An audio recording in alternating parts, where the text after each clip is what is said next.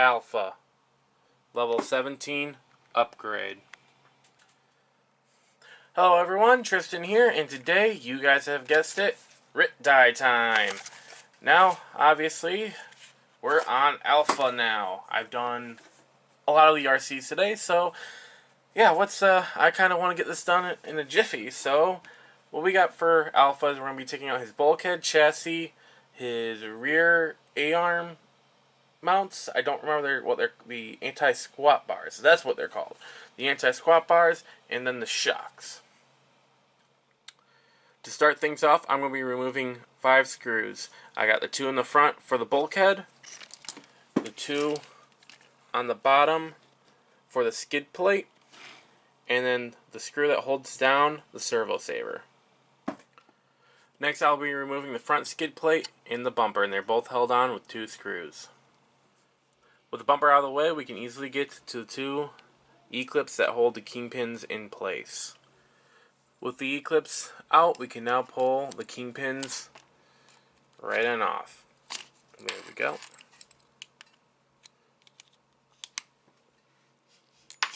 Just like that. Now, before I move on, I'm going to quickly unscrew 2 screws that hold the servo saver in place. All that's left is to remove the 2 screws that hold the shock tower to the bulkhead. Next, I'm going to be removing the servo, and it's held on with 4 screws. Next, I'm going to remove the waterproof receiver box, and it's held on with 2 screws, one here and one here. I'm also going to be removing the throttle servo, and it's held on with 4 screws. Also, I'm going to be removing the horn that holds it in place as well, and that's held on with 1 screw. But before I remove it, I'm going to make sure that this horn right here is in line with the servo. That way it makes it easier during reinstallation to position it.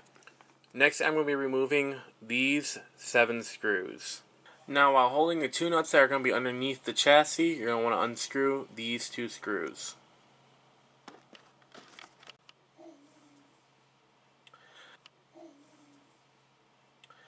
Next, we're going to want to remove these 4 screws. With those 4 screws removed, we can now take this E-clip out right here, push the kingpin out so we can get to these anti-squat bars. The last thing we're going to be doing is we're going to be removing the shocks, and each one is held on with 2 screws. Alright guys, once again, we're back with taking apart the Ultra Shocks. So by now, we're pretty much experts now at this, I think. We're just going to take out the retainers, the springs along with them. Going to want to take the top cap off. Just like that. Oop, there goes the bladder, I think that was. Empty out all the existing oil.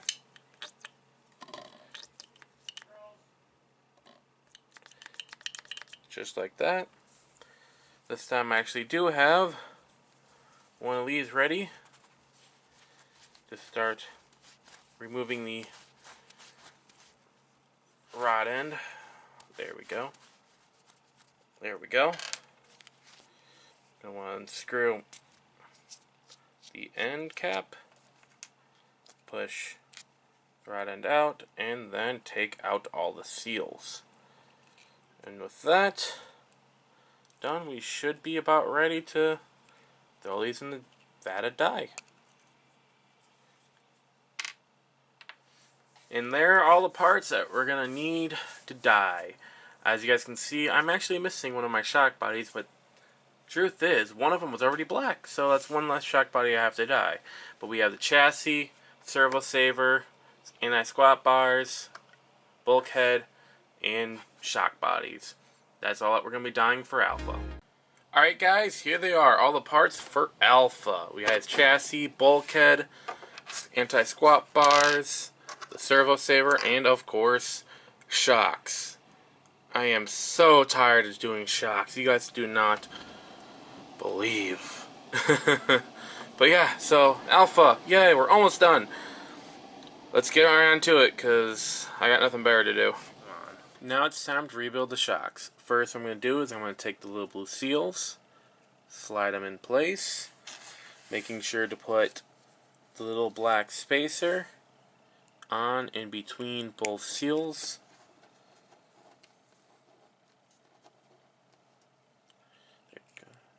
just like that.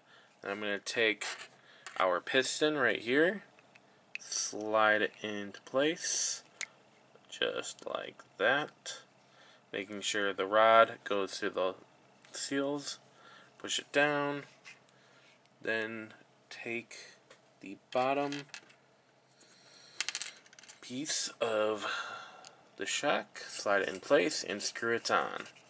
Then what I'm going to do is I'm going to take a cloth, put it on over, making sure the threaded end is still exposed. Take my needle nose pliers, slide it on over just like that, hold it down, and then screw on the rod end. Now comes my favorite part, filling in the shocks. So what you want to do is you want to take your oil. I'll display what kind of weight I am using in both front and rears down below. You're going to want to fill it about halfway. You're going to want to push the piston up and down a little bit, just slide it along, just to help get some of the bubbles out from underneath the piston head. It's going to take a little bit, so you might as well let it sit somewhere. If you have a stand, then you can use that. If not, you can just hold it here, listen to music like what I do. But when you are ready and you feel like enough bubbles have gone, you can go ahead and top it off. And you just want to make sure that there's still no bubbles underneath. So once you have it filled all the way to the top, you can just let it sit for a little bit longer. Sometimes I like to ride the piston all the way up and down while spinning it, just to make sure there is no more trapped bubbles underneath the piston. And you will just have it ride a lot smoother after doing so. While we wait for the bubbles to rise to the surface of the oil, we can take our shock cap and insert the bladder. All we really gotta do is slide it into place, and you just gotta work at it until it gets in there all the way.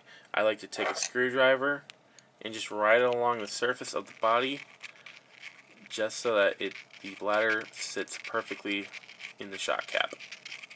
Once all the air bubbles are out, we can now take our cap with the bladder inside and the shock itself, and we're just going to quickly and carefully slide it on over and just barely screw it into place.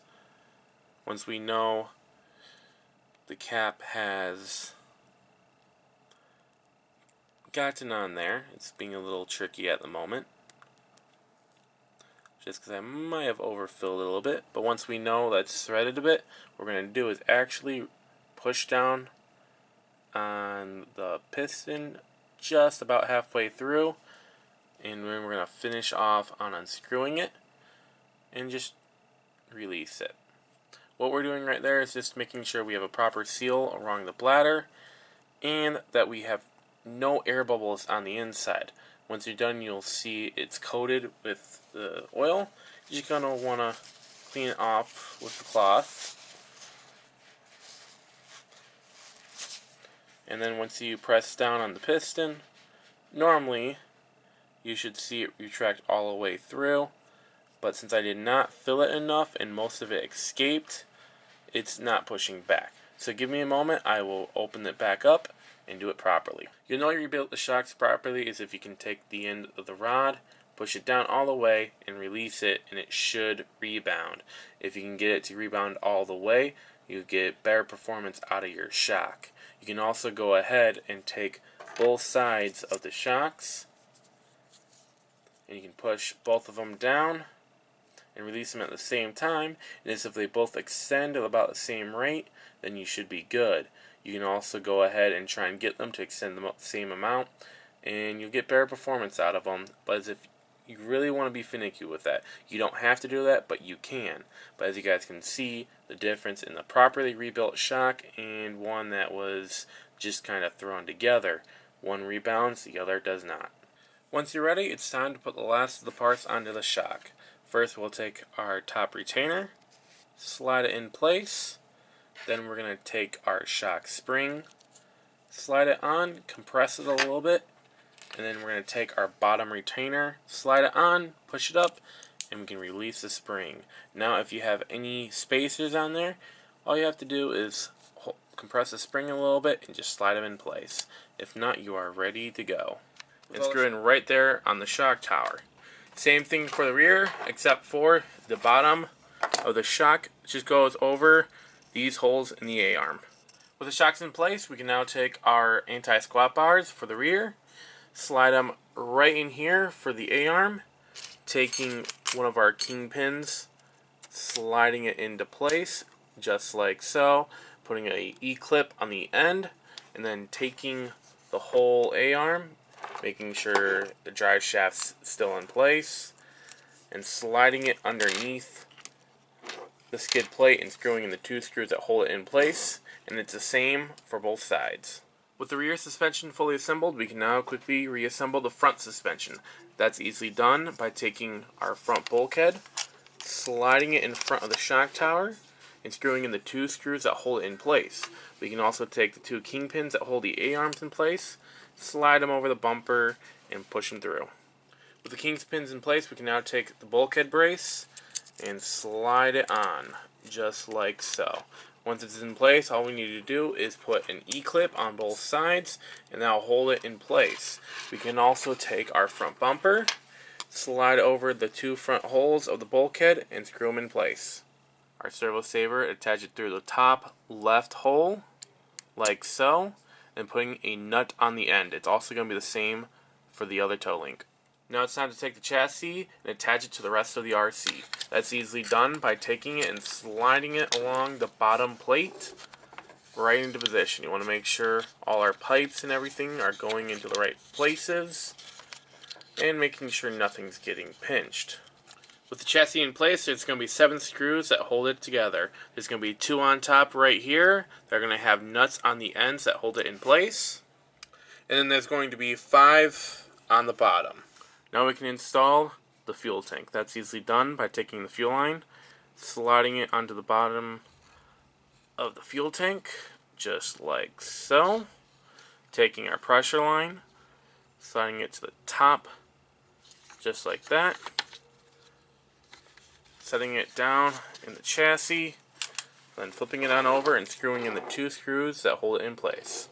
Next we can take the receiver box that I put it on, slide it right over where it goes, then screw in the 2 screws that hold it in place. Next we can take both our steering and throttle servos and slide them into place. The front steering servo just sits in just like that, nothing too big about it. Then our throttle servo fits just like this. We can screw in the 4 screws that hold each of them in place. Now it's time to attach the front suspension. That's easily done by taking the suspension and putting it at a slight twist to get it over and down into place, just like that. Then we can screw in the 2 screws that hold it into place. Before we can center the servo, we just need to put the front skid plate back into place. And it's held on with 4 screws. 2 up here at the bulkhead and 2 down here at the chassis. With the RC turned on, and so is the transmitter, we can now center the servo by making sure the steering trim is at 0, straightening out our tires, then putting down. With the servo saver in place, it's held on with 1 screw. And the last thing to do is to take our throttle horn, slide it onto the servo with the arm facing the rear, and we just need to screw in the 1 screw, and we're done. Finally done. Here is before, and here is after, guys. Check him out. He is looking awesome. Gotta say, the black really does help everything pop. And I cannot wait until I am officially done with all this red dye stuff. I am getting so tired of it. I want to do more upgrades, but I'm doing this. Oh, now you guys, I know, are all tired of it too. One more, guys. One more. Just one more, and that's for that guy right there. Hold out, guys. We can hold to it. And that was Alpha's level 17 upgrade.